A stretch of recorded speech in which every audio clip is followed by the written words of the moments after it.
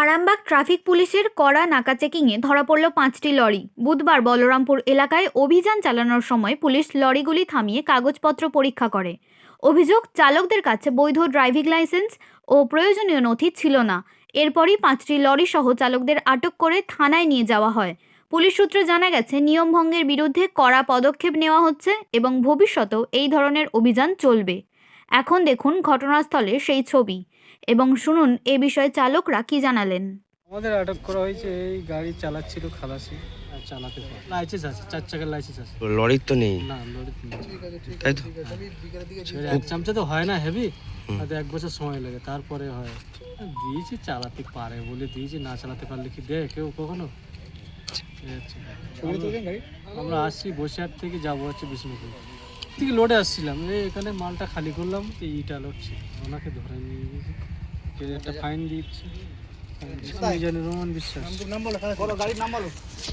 আর যাকে আটক করেছে আপনার? সরফরাজ গাজী। ওইখানে তো আটক বলতে ওইখানে 90 করে দাঁড়িয়েছিলাম, এরকম করে যে আচমকা আটক। কোথায় 90 হয়েছিল? ওইখানটা কি জায়গার নাম কি? বললামপুর। ওইখানটায় এরপর দাঁড়িয়েছিলাম, দাঁড়িয়ে থাকার পর বলছে গাড়ি সব বিনা লাইসেন্স, যে লাইসেন্স ছাড়া গাড়ি চালানো যাবে না। খালাসি চালাচ্ছিল, বলছে হবে না। আজকে গাড়ি পার্কিং হয়েছে, কেস তোমার চাপানা এ হাত থেকে আসছিল। কোথায়, মানে লোড আনলোডেড না লোডেড? লোডিং আসছিল, খালি গাড়ি লোডিং এ আসছিল। কোথায় যাচ্ছিল লরি? যাবে কোদলপুর যাচ্ছিল। আমাদের সাথে দিলাম 5টা গাড়ি, টোটাল 5টি লরি। কাউকে কি আটক করে নিয়ে যাওয়া হয়েছে থানায়? সেলবাড়িনাকে নিয়ে গেছে, চালাচ্ছিল চালকজনকে। কজনকে আটক করেছে? 5 জনকে। 5 জনকে আটক করেছে। কি নাম আপনার? হ্যাঁ, গণেশ মালিক। গণেশ মালিক। বাড়ি কোথায়? বাড়ি এর দিকে লাইন, তারকেশ্বর।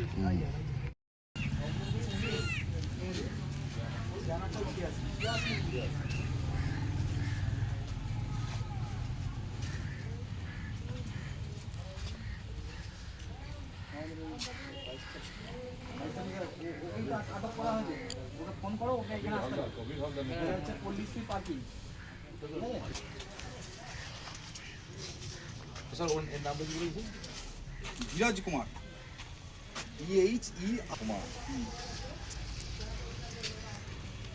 বাবার নাম বিজয় রয়। বিজয় রয়, হ্যাঁ।